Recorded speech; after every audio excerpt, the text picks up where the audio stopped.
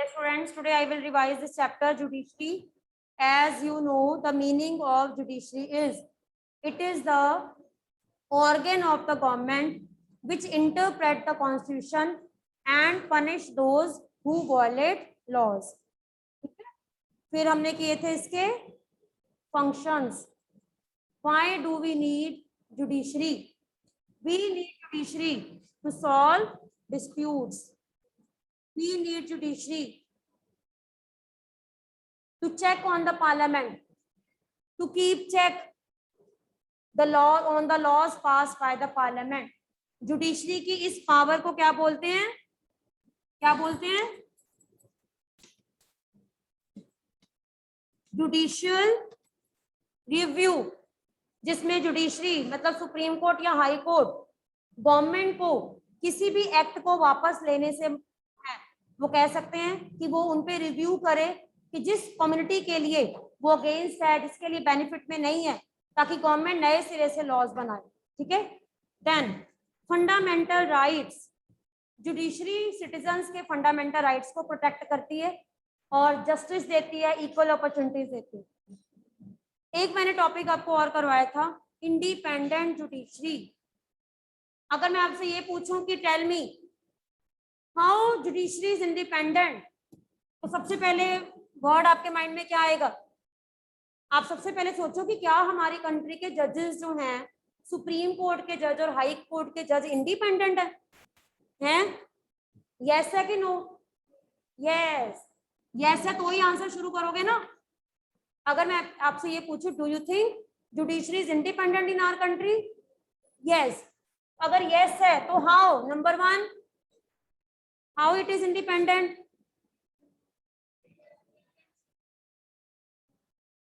Okay, आपने कहा इसके पास पावर क्या है? जुडिशियल, ये सेम ही आ गया. चलो, जुडिशियल रिव्यू की पावर है. और यस, जजेस they are independent to take their decisions. They are not under the pressure. यानी कि उनके ऊपर किसी भी तरह का कोई भी प्रेशर नहीं है. और कैसे पता लगता है हमारी कंट्री में जुडिशरी इंडिपेंडेंट है? जजेस की सैलरीज क्या है? वेरी हाई, ताकि उनको मनी से रिलेटेड कोई भी टेंशन ना हो. High salaries. देन फोर्थ, उनकी रिटायरमेंट एज स्पेशल रखी गई है. कितनी है? सुप्रीम कोर्ट हाई कोर्ट के जज की और हाई कोर्ट की 2, हाई कोर्ट के जज की 62. और क्या स्पेशल प्रोविजन है? स्पेशल प्रोविजन क्या रखी गई है? और हाई जुडिशरी इंडिपेंडेंट कैसे है? यस, चाहे एक प्रेसिडेंट है और कॉमन मैन, क्या बताएंगे? क्या बताएंगे? Rule of law is same for all. No doubt president इनको इलेक्ट करता है, but once they are elected by president they are free, they are independent. वैसे आज तक कभी हुआ नहीं है, पर अगर ऐसा हो जाए तो प्रेसिडेंट जो है उसको लोकसभा में रिमूव किया जा सकता है. प्रेसिडेंट को लोकसभा में रिमूव किया जाए. लोकसभा में जजेस के अगेंस्ट कोई केस नहीं चलेगा. जजेस can be removed in Lok Sabha. इनको लोकसभा में जो है रिमूव किया जाए. ठीक है. So this makes how that our country have, हो सकते हैं अगर वो कॉन्स्टिट्यूशन के अकॉर्डिंग काम नहीं करे तो जजेस को उनके अगेंस्ट कोई ट्रायल नहीं लगाया जाता, केस नहीं चलता. उनको उनकी पोस्ट से हटाया जाएगा और उनके ऊपर इम्पीचमेंट कहाँ पे चलेगी? लोकसभा या राज्यसभा. और अगर उनके अगेंस्ट कोई भी केस जो है वो हो जाता है और उनकी जो पनिशमेंट है, that punishment will be given by the Lok Sabha. Impeachment का मतलब होता है उनको उनकी पोस्ट से रिमूव कर दिया जाए. ठीक है. नेक्स्ट आ जाओ, स्ट्रक्चर ऑफ कोर्ट्स. हमारी कंट्री में कितने तरह के कोर्ट्स हैं? 3, lower, yes, high court and state court, structure of courts. अब आ जाओ आपकी बुक की जो एक्स्ट्रा इंफॉर्मेशन होती है जो आप छोड़ देते हो। सबसे पहले Supreme Court was establish on important date 26 January 1950। सबसे पहले हमारी कंट्री में सुप्रीम कोर्ट कब एस्टैब्लिश किया गया? 26 जनवरी 1950, जब हमारी कंट्री का कॉन्स्टिट्यूशन जो है उसको इम्प्लीमेंट किया गया। The day when our India became republic. अब मैं आपसे ये पूछूं, when our country became republic? Same day, ठीक है, ओके। अच्छा, पहले हमारा जो पार्लियामेंट था उसकी पुराना उसका एड्रेस क्या था? Mathura road, new Delhi. क्या है? Mathura road, new Delhi. तो आपको सारी इंफॉर्मेशन बच्चे याद होनी चाहिए। आगे आ जाओ, page number 58। High court were first established in the 3 presidencies. Underline the important cities, Calcutta, Bombay and Madras. सबसे पहले यहाँ पे हाई कोर्ट एस्टैब्लिश किया गया था।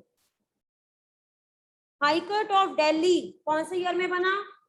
1966। ओके।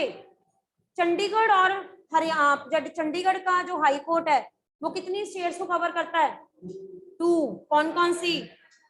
पंजाब एंड हरियाणा। अच्छा, और देखो, असम, नागालैंड, मिजोरम और Arunachal Pradesh have a common high court in Guwahati. ठीक है, तो ये आपको हाई कोर्ट्स की नॉलेज के बारे में बताया गया है। आगे आ जाओ, नेक्स्ट इज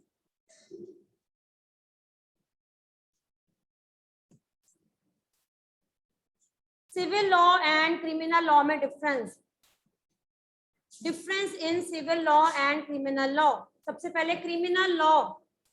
क्रिमिनल लॉ जो है दैट डील्स विद थेफ्ट। चोरी करना क्या है? क्राइम है, तो किस में आएगा? क्रिमिनल में। हरासिंग वुमेन, किसी भी वुमेन को हरास करना, चाहे मेंटली है चाहे physically, that is crime. And dowry, dowry के लिए किसी को कंपेल करना, दैट इज क्राइम। किसमें आएगा? क्रिमिनल। इतना इजी। डॉरी मीनिंग बच्चे दहेज। जब लड़की की शादी होती है मैरिज के बाद, सपोज फैमिली उससे एक्सपेक्ट करती है कि हाँ जी आप कार लेकर आओ, आप बाइक लेकर आओ, तो दैट इज क्या है? दैट इज डॉरी है, डिमांड करना है ना, अनजस्ट डिमांड्स करना। और अगर वो लड़की नहीं लेकर आती है तो फिर फैमिली उसको क्या कर सकती है? क्या कर सकती है? हरास कर सकती है ना। तो हमारी कंट्री में तो बहुत सी ऐसी डॉरी डेथ हुई थी जिसमें गर्ल जो है वो अपने अगर फादर से मांगती है तो फादर के पास नहीं होता, और दूसरी तरफ जो फैमिलीज हैं क्या कर देती है, कई बार तो क्या ऐसे केसेस भी आए जैसे अपनी बुक में, हाँ, बर्न केस है कि मतलब गर्ल जो है वो किचन में काम कर रही थी, अचानक से वो स्टोव फट जाता था और वो शो कर देते थे कि हाँ जी ऑटोमेटिक एक्सीडेंट हुआ है ना। तो अल्टीमेटली ऐसी डेथ हमारी कंट्री में बहुत सी हुई थी उस टाइम पे। लेकिन अब तो रूल्स हैं वुमेन के लिए काफी स्ट्रॉन्ग बना दिए गवर्नमेंट ने। आगे देखो, क्रिमिनल लॉ जो होते हैं जिसमें क्राइम इन्वॉल्व होता है, it begins with the lodging of FIR. So what is the full form of FIR? Yes. Suppose अगर आप किसी भी फैमिली में ऐसा देखते हो कि उसकी फैमिली में ऐसा हुआ है, तो सबसे पहले आपको पुलिस स्टेशन में जाकर क्या करनी पड़ती है? FIR with the police. Police फिर क्या करेगी? इन्वेस्टिगेट द क्राइम, एंड उसके बाद ये केस कहाँ पे ओपन होगा? कोर्ट में। If found guilty, accused can be sent to jail. उसको जेल भी हो सकती है और उसको फाइन भी पे करना पड़ेगा। दूसरी तरफ आ जाओ, civil law. Civil law deals with harm और injury to rights of individual. For example, किसी ने किसी की लैंड जो है वो सेल कर दी, या disputes regarding sale of land, जैसे रेंट पे कोई रह रहा है वो घर छोड़ने को तैयार नहीं है, तो that is a dispute between rent ना, जो रेंट पे जिसने लिया है, लैंडलॉर्ड। डिवोर्स, हस्बैंड वाइफ के बीच में जो डिवोर्स मैटर्स हैं ये किस में आएंगे? Civil law. A petition is filed. Petition का मतलब क्या होता है? Written request. इसमें क्या होता है, जो भी पर्सन है, सपोज लैंडलॉर्ड है, लैंडलॉर्ड क्या करेगा, पिटीशन करेगा कोर्ट में कि मैंने, ये मेरा घर है और ये जो रेंट पे पर्सन है ये उसको खाली नहीं कर रहा. Then before the relevant court by the affected party, then court gives a specific relief in case between landlord and tenant. और ऐसे में फिर क्या होता है, केस चलता है और बाद में जब प्रूव हो जाता है तो जो जिसने रेंट पे लिया है, जो नहीं छोड़ रहा, उसको क्या पे करना पड़ेगा, क्या पे करना पड़ेगा, fine, penalty. So in this way हमारी कंट्री में civil law and criminal law जो है उनके बारे में केस फाइल किए जाते हैं. आगे आ जाओ, PIL, public interest litigation. PIL, public interest litigation. हमारी कंट्री में बच्चे law that is very very costly. क्यों? क्योंकि कोई कॉमन पर्सन जो है उसको, उसके साथ कोई भी प्रॉब्लम होती है, सपोज दो फार्मर्स हैं, उनके बीच में कोई लड़ाई हुई, तो अल्टीमेटली उनको क्या करना पड़ेगा, दोनों ही फार्मर्स को क्या हायर करना पड़ेगा, लॉयर. लॉयर हायर करना पड़ेगा ना. लॉयर का फ्री में करेगा, क्या होगा, क्या होगा, फीस देनी पड़ेगी. तो लॉयर की फीस जो है वो कई फार्मर्स जो है उसको बियर नहीं कर पाते. हाँ जी. ऐसे में क्या होता है, ये फार्मर्स की हेल्प, इन फार्मर्स की हेल्प कौन करती हैं, एनजीओज. एनजीओज की फुल फॉर्म क्या होती है, नॉन गवर्नमेंट ऑर्गेनाइजेशन. या सपोज ग्रुप ऑफ विमेन है, कोई भी ग्रुप है सोसाइटी का, जो कि वकील जो है या लॉयर है उनकी फीस अफोर्ड नहीं कर सकते, देन एनजीओज जो हैं वो उनके बिहाफ पे केस फाइल करते हैं. और ये सिंपल एक लेटर के ऊपर रिक्वेस्ट लिखकर इसको फाइल किया जा सकता है. तो ये गवर्नमेंट ने पुअर पीपल को जस्टिस दिलाने के लिए बहुत इंपॉर्टेंट जो है वो स्टेप लिया है, PIL. आपकी बुक में एक एग्जांपल है, इट अलाउड एनी इंडिविजुअल और organisation to file a PI in the High Court और सुप्रीम कोर्ट. इसमें क्या होता है, सिंपल एक लेटर लिखा जाता है, telegram to Supreme Court. For example bonded labour. हमारी कंट्री में कुछ ग्रुप थे जो बॉन्डेड लेबर. बच्चे क्या होता है बॉन्डेड लेबर, बॉन्डेड लेबर क्या होता है, क्या होता है बॉन्डेड लेबर, बहुत इजी है ये तो. हाँ, जैसे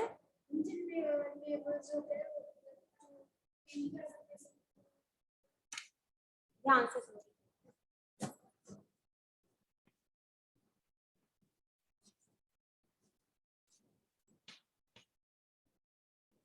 बच्चे नाम है बॉन्डेड लेबर. यहाँ पे बॉन्ड, यहाँ पे बॉन्ड का मतलब पता है क्या है, कॉन्ट्रैक्ट.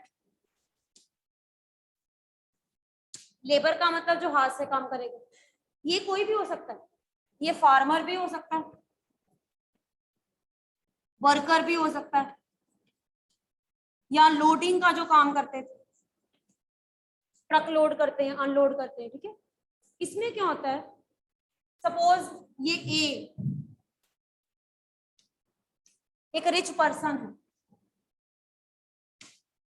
इसके अंडर बहुत से लेबर काम करते हैं, 1 2 3 4 5. इसने क्या किया, इन सबसे बॉन्ड साइन करवा लिया. बॉन्ड का मतलब क्या है, कॉन्ट्रैक्ट. कॉन्ट्रैक्ट साइन करवा लिया. सपोज 1 ईयर कि आप मेरे साथ 1 ईयर काम करोगे और 1 ईयर के बाद आपको क्या कर दिया जाएगा, फ्री कर दिया जाएगा.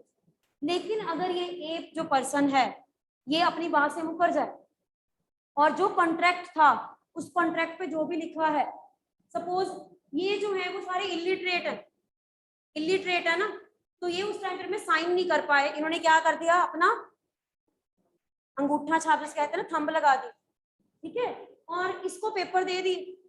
अब इसने उसको 1 की जगह क्या कर दिया, थ्रू आउट लाइफ. इसका मतलब अब इसके पास क्या राइट है कि जितने भी लेबर इसके पास काम कर रहे हैं, इसने उनको क्या कर लिया, खरीद लिया, और अब ये मर्जी से इसके अंडर काम कर रहे हैं. अब ये चाहे इनको सैलरी दे या ना दे, वो किसके ऊपर डिपेंड करेगा, इसके. तो पुराने टाइम पीरियड में जो हमारी कंट्री में बहुत से ऐसे जो पुराने फार्मर्स होते थे, रिच फार्मर्स, वो पुअर पीपल को ऐसे एक्सप्लॉइट करते थे। और ये जो पुअर पीपल होते थे ना, ये क्या करते थे, खाली पेपर पे साइन करके रिच पीपल जो होता है उनको दे देते थे, क्योंकि इनको कभी होता है इनकी फैमिली में कोई मैरिज करनी है, एग्रीकल्चर के लिए पैसा चाहिए या घर के लिए पैसा चाहिए, तो इनके पास पैसे नहीं होते थे। उस टाइम पर में बैंक में नहीं होते थे, तो किनसे लेते थे लोन, रिच पर्सन। तो ये जो रिच पर्सन होते थे, इनसे क्या करते थे, खाली पेपर पे अंगूठा लगवा लेते थे और उसमें मन चाहा कुछ भी लिख सकते थे, जो मर्जी इनका मन है, पैसे दे दिए और लिख ली। और इसके बाद इन फैमिलीज के आगे बच्चे तक इनके अंडर रहते, और ये फैमिली आफ्टर फैमिली ट्रेंड चलता था। इधर इनके आगे बच्चे जो है उनसे काम करवाते रहते और ये बेचारे जो है वो काम ही करते रहते। फिर लेटर ऑन एक और इन्होंने नया ट्रेंड शुरू कर दिया, स्टैंप लगाना शुरू कर दिया। आपने कोई सीरियल भी देखे होंगे ना, बंधुआ मजदूर क्या होता है, जिसमें वो स्टैंप लगा देते हैं, यानी कि जिसके ऊपर स्टैंप लगा दी, इट मींस वो जो पर्सन है वो इनका क्या बन गया, लेबर बन गया। इसको बॉन्डेड लेबर भी बोलते थे, फोर्स लेबर भी बोलते थे। फोर्स का मतलब क्या होता है, जबरदस्ती काम करो। अब ये बेचारे सारी उम्र के लिए इनके अंडर हो गए, क्योंकि इन्होंने क्या कर दिया, खाली पेपर पे, तभी कहते हैं ना कभी भी खाली पेपर पे साइन नहीं करना चाहिए, कोई भी उसके ऊपर उसको मिस यूज कर सकता है, कुछ भी लिख सकता है, ठीक है। तो ये जो है उस टाइम पर में बॉन्डेड लेबर की प्रॉब्लम्स क्या थी, कि बहुत से बॉन्डेड लेबर जो थे, they were living in inhuman condition. Inhuman का मतलब क्या होता है, ना इनको खाना मिलता है, ना प्रॉपर वेजेस मिलते हैं, ये बेचारे बस सारी उम्र काम ही करते रहते, और इनकी फैमिली आफ्टर फैमिली इनके अंडर रहती है। इसको क्या बोलते थे, बॉन्डेड लेबर, कॉन्ट्रैक्ट लेबर भी बोलते थे, फोर्स लेबर भी बोलते थे। फिर कुछ एनजीओस ने इनकी हेल्प की। एनजीओस क्या मतलब होता है, नॉन गवर्नमेंट ऑर्गेनाइजेशंस। उन्होंने इनके लिए PIL फाइल की कि बॉन्डेड लेबर को क्या कर दिया जाए, खत्म कर दिया जाए। और आपको पता है अब हमारी कंट्री में बॉन्डेड लेबर क्या है, बैन, इलीगल कर दिया है। यानी कि कोई भी पर्सन किसी भी पर्सन को खरीद नहीं सकता, ठीक है, through out the life. Suppose आप ये सोचो कि आप एक फैमिली में रहते हो और आपने एक लड़की को अपने घर रख लिया, आप उसको सैलरी नहीं दे रहे, आपने उसको क्या कर लिया, क्या किया आपने, उसको एज अ बॉन्डेड लेबर रख लिया। थ्रू आउट द लाइफ क्या उसको अपने पास रखोगे, और वो ना वो बेचारी पढ़ रही, इसका मतलब आपने क्या किया, उसका राइट टू एजुकेशन भी छीन लिया, ठीक है। तो दैट इज इलीगल। आज के टाइम पर में क्या है, जितने भी बच्चे जिनकी 14 ईयर से एज कम है, उनका राइट क्या है, राइट टू गेट एजुकेशन। और अगर आपके घर के आसपास कोई कंप्लेंट कर देगा तो क्या होगा, आपको क्या हो सकती है कि आपने एक बच्चे को, एक तो बच्चे का आपने राइट टू एजुकेशन ले लिया, और आपने क्या किया, उस बच्चे को अपने घर में रखा काम करने के लिए, और आपने उसको सैलरी भी नहीं दे रहे, ठीक है। तो दैट इज इलीगल। सो इसलिए हम ये कह सकते हैं कि जो बॉन्डेड लेबर थे उनको एनजीओ,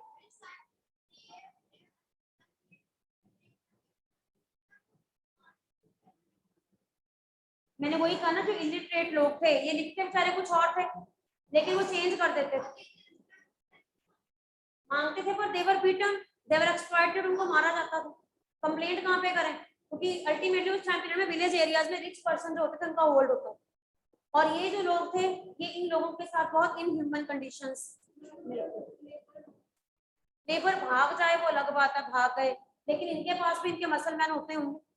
अगर ये भाग के जाएंगे कहाँ पे, किसी और विलेज में जाएंगे, वहां पे भी इनके पास कुछ है तो है नहीं। तो अल्टीमेटली उस टाइम पर में पुअर पीपल की कंडीशन बहुत वर्स थी। तो इसलिए तो कहते हैं ना कि गवर्नमेंट ने क्या किया, एटलीस्ट आपको क्या आना चाहिए, पढ़ना लिखना आना चाहिए, ताकि आप जहाँ पे भी साइन कर रहे हो आप पढ़ के साइन करो। तभी तो गवर्नमेंट ने कहा है कि education should be given to all. और इसीलिए गवर्नमेंट ने क्या शुरू किया, अडल्ट एजुकेशन। क्या होती है अडल्ट एजुकेशन, हाँ, जिनकी एज 18 से ज्यादा होती है ना, जो लोग अपने टाइम पे नहीं पढ़ पाए, तो गवर्नमेंट क्या करती है, उन लोगों से रिक्शा चलाने वाले हैं, सब्जी बेचते हैं, जिनको पढ़ना लिखना नहीं आता है ना, उनको सिर्फ मनी दे दो, मनी काउंट कर लेते हैं, लेकिन वैसे नहीं उनको पढ़ना लिखना। तो गवर्नमेंट ने उनके लिए अडल्ट एजुकेशन प्रोग्राम भी स्टार्ट किया, ठीक है। अब आगे आ जाओ, मिड डे मील। ये कंसेप्ट क्या है, मिड डे मील। हाँ, मिड डे मील गवर्नमेंट की तरफ से गवर्नमेंट स्कूल्स में प्रोग्राम लॉन्च किया गया to increase attendance. Mid day meal, खाने से अटेंडेंस कैसे बढ़ेगी? मिड डे मतलब लंच हो गया, और लंच कब दिया जाएगा? जब क्या होगी? Recess break. तो इसका मतलब क्या है कि जब बच्चों को ये पता लगा, जो विलेज एरियाज में पुअर पीपल, कि हमारे बच्चों को खाना स्कूल में फ्री मिलेगा, तब उन्होंने अपने बच्चों को स्कूल भेजना शुरू किया, एनरोल करना शुरू किया। और धीरे धीरे क्या हो गया, रिसेस तक बच्चे, कई बच्चे जो बहुत पुअर होते हैं वो रिसेस तक स्कूल में रुकते थे, खाना खाकर बाद में चले जाते थे, उनको अलाउ कर दिया गया ताकि वो अपने पेरेंट्स के साथ फार्म्स में काम भी कर सके। और इस तरह से उनको क्या मिलने लगी? Nutritious diet. ये कब स्टार्ट हुआ? ये कंसेप्ट कैसे स्टार्ट हुआ? तो इसके लिए स्टोरी है। हाँ जी, yes, mid day meal children जो है प्रोग्राम स्टार्ट किया गया, ये भी PIL का रिजल्ट है। PIL का रिजल्ट है ये मिड डे मील। कैसे? In 2001 the drought of Rajasthan and Odisha meant that million face acute shortage, यानी कि राजस्थान और ओडिशा में शॉर्टेज हुई फूड की। Then government godowns were full of grain, लेकिन गवर्नमेंट के पास ग्रेन था, लोगों की डेथ हो रही थी लेकिन गवर्नमेंट के पास ग्रेन था। And often this being you can say eaten away by the rats. खुद सोचो, बच्चों को खाना नहीं मिल रहा, लेकिन गवर्नमेंट के पास पड़ा पड़ा स्टॉक जो है वो कौन खा रहे हैं? रैट्स खा रहे हैं। इसका मतलब क्या है कि गवर्नमेंट को क्या करना चाहिए? क्या करना चाहिए? लोगों की हेल्प करनी चाहिए। In this situation hunger against plenty, ये प्रोग्राम लॉन्च किया गया। People's Union of Civil Liberties PIL, Supreme Court में PIL फाइल की गई। आर्टिकल 21 कहता है राइट टू फूड, हर एक के पास क्या होना चाहिए? खाना। The state exercise that Supreme Court, it is a duty of the state to feed these food to all. तो सुप्रीम कोर्ट ने क्या किया? गवर्नमेंट को गाइडलाइंस दी कि गवर्नमेंट को चाहिए कि सबको क्या दे? Food. Then therefore it is a duty of the state to provide them proper facilities. और इस तरह से गवर्नमेंट ने फिर क्या स्टार्ट किया? मिड डे मील, ताकि स्कूल में जितने भी बच्चे हैं एटलीस्ट उनको क्या मिले? खाना दिया जाए। ठीक है, तो आर्टिकल 21 क्या कहता है? Yes, of the constitution on the right to life include right to food. State can take certain steps to give them food to all, mid day meal scheme के अंडर। ठीक है, अच्छा, एक और केस जो है वो सामने आया, that is Olga Tellis versus Bombay municipal corporation. ये किनके फेवर में था? स्लम पीपल, जो स्लम्स में रहते थे। ये कहा गया कि जो स्लम्स हैं, स्लम्स एरियाज, गवर्नमेंट क्या करती थी? स्लम्स एरिया उठा देती थी, लेकिन वो जाएंगे कहाँ पे? या तो गवर्नमेंट ने जब भी स्लम्स एरिया को अगर क्लीन करना है तो उन लोगों को क्या दे? Proper shelter. और इस तरह से अगर गवर्नमेंट शेल्टर नहीं दे सकती है तो गवर्नमेंट उन स्लम्स को रिमूव नहीं करेगी। The judgment of the Olga Tellis versus Bombay municipal corporation established the right to livelihood as part of right to life. So following experts from the judgment point, they said कि अगर वो slums areas में रह रहे हैं तो it is a duty of the government to provide them livelihood. और अगर गवर्नमेंट उनको लाइवलीहुड प्रोवाइड नहीं कर रही है तो गवर्नमेंट को वहां से स्लम हटाना नहीं चाहिए। तो इस तरह से हम ये कह सकते हैं कि कई बार क्या होता है, जब कोर्ट केस चलता है तो लोगों को रियल में जस्टिस मिलता है, लेकिन कई बार नहीं भी मिलता। कई बार केस इतना लंबा चलता है। ये देखो, एक ऐसा ही केस आपकी बुक में दिखाया गया है। some women sitting with the photographs. The above photo shows the family member of 43 Muslims of Hashimpura Meerut killed on 22nd May 1987. These families, they are seeking justice for over 20 years. यानी कि अभी तक इनको justice नहीं मिला। ये कह रही है कि हमारी फैमिलीज के 43 मुस्लिम जो हैं उनको रॉयट्स में मार दिया गया और उसके बदले में इनको कंपनसेशन जो है, रॉयट्स दंगे फसाद जैसे, उनके बदले में इनको जो है वो कंपनसेशन नहीं मिला। और अल्टीमेटली जब भी कोई पर्सन रॉयट्स में मारे जाते हैं तो गवर्नमेंट की ड्यूटी क्या बनती है, उनको उनकी फैमिलीज को क्या करें, हेल्प करें। तो these families they are demanding that compensation should be given to them, ठीक है। तो लेकिन ऐसा नहीं हुआ, it means they are lagging behind justice. So this was all about the chapter, जिसमें बताया गया है कि किस तरह से लोगों को राइट्स जो हैं, कई लोगों को राइट्स मिले टाइम पर, कईयों को नहीं भी मिले। अब आ जाइए some terms of the chapter. हमेशा आपके चैप्टर के एंड में जो न्यू टर्म्स होती हैं इनको प्रॉपर्ली रीड किया करो, एमसीक्यूज या 1 मार्क क्वेश्चंस के लिए। एक्विट, एक्विट का मतलब क्या होता है, एक्विट करना, छोड़ देना, यानी कि ऐसा पर्सन जो गिल्टी नहीं है, जिसने क्राइम नहीं किया, तो उसको कोर्ट क्या कर देता है, एक्विट। एक्विट का मतलब छोड़ दिया। टू अपील, अपील करना क्या होता है, ठीक है, रिक्वेस्ट करना। हम कोर्ट की लैंग्वेज में अपील करना किसको कहते हैं? सपोज एक पर्सन है ना, सबसे नीचे है डिस्ट्रिक्ट कोर्ट, उसके ऊपर है हाई कोर्ट, उसके ऊपर है सुप्रीम कोर्ट। एक फैमिली है, डिस्ट्रिक्ट कोर्ट में वो केस हार गए, अब वो अपील कहाँ करेंगे, हाई कोर्ट। हाई कोर्ट में वो हार गए, कहाँ करेंगे अपील, सुप्रीम कोर्ट में वो जीत भी सकते हैं, वो फाइनल हो, सुप्रीम कोर्ट की जजमेंट फाइनल हो। तो इसको क्या कहते हैं, अपील करना, रिक्वेस्ट करना कि हम डिस्ट्रिक्ट कोर्ट की जजमेंट से सेटिस्फाई नहीं है, हमारा केस क्या करें, रीओपन कर। यहाँ पे भी अगर वो हार गए हैं तो फिर से क्या होगा, रीओपन किया जा सकता है। फिर वो लास्ट, उसके अगेंस्ट कोई नहीं, प्रेसिडेंट को अपॉइंट करो। 65 नॉर्मली सुप्रीम कोर्ट के जज होते हैं 65 इयर्स होते हैं रिटायर।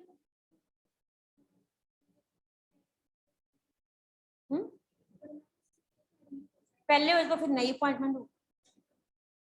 हाँ जी, next is compensation, money given to make amendment और इंजरी। कंपनसेशन का मतलब क्या होता है, सपोज जैसे मैंने अभी कहा कि जो फैमिलीज हैं, इनके फैमिली मेंबर्स की डेथ हो गई, तो गवर्नमेंट को क्या देना चाहिए, इनको मनी, ताकि इन फैमिलीज को प्रॉपर। अच्छा, कई बार आपने सुना है कि कई बार कोई फैमिली में सपोज कोई पर्सन है, वो गवर्नमेंट जॉब में है, उसकी डेथ हो जाती है, तो बाद में गवर्नमेंट जॉब उसकी फैमिली में किसको मिलती है, हाँ, सन। और अगर सन 18 ईयर्स से कम है, तो जब वो 18 ईयर्स का हो जाएगा तब वो क्लेम कर सकते हैं। या फिर उनकी जो उनकी मदर है या वाइफ है, किसी को भी मिल सकता है। तो गवर्नमेंट एक तरह से कंपनसेट करती है कि फैमिली मेंबर जो है उसको एक तरह से फाइनेंशियली जो है वो साउंड कर, इसको क्या बोलते हैं, कंपनसेशन, ठीक है। हैं?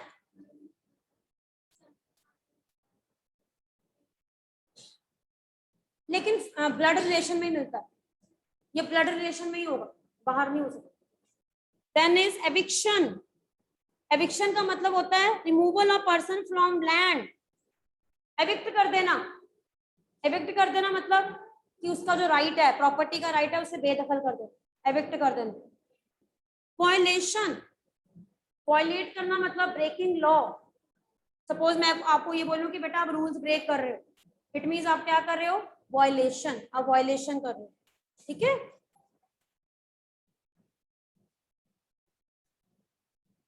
यस, इसके क्वेश्चन आंसर्स तो वैसे इतने नहीं हमने डिस्कस किए हुए हैं।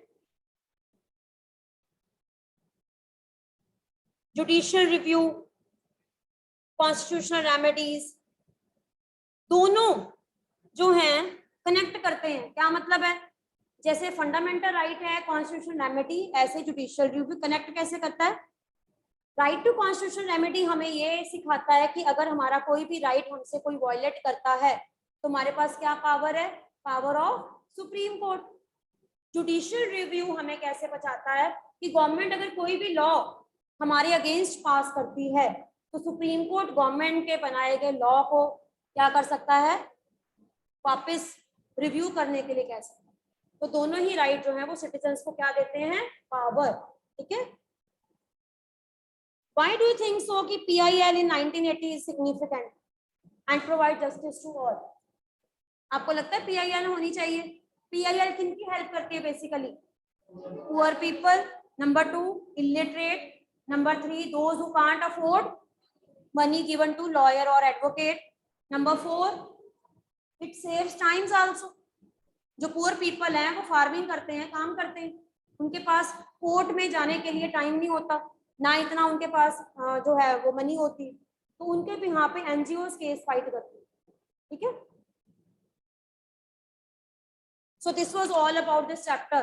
Now doubts from you, because I think आपकी हिस्ट्री भी कवर हो गई है, सिविक्स भी कवर हो गई है बच्चे, ठीक है। Now I'll start ज्योग्राफी, कल से हम ज्योग्राफी करेंगे।